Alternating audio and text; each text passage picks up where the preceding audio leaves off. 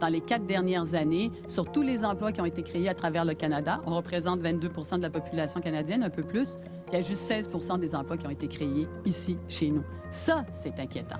Est-ce que Dominique Anglade a raison de dire que la création d'emplois au Québec a été plus faible que son poids démographique pendant le mandat du gouvernement Legault?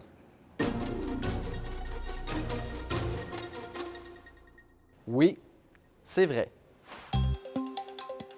Depuis octobre 2018, près de 896 000 emplois ont été créés au Canada, dont 156 000 au Québec. Ça représente 17 des emplois au pays, alors que la province compte pour 23 de la population. Est-ce que le bilan était meilleur sous le gouvernement libéral précédent? Oui.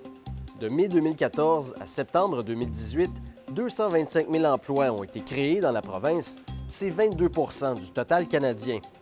Par contre, il ne faut pas oublier que le gouvernement Legault a dû composer avec la pandémie, qui a entraîné des fermetures et de nombreuses mises à pied. Quand la CAQ est arrivée au pouvoir, le taux de chômage était de 5,3 Il est maintenant de 4,5 le plus faible au pays. Avec le vieillissement de la population et les départs massifs à la retraite, le marché du travail se resserre. En juin, on comptait plus de 270 000 postes vacants au Québec.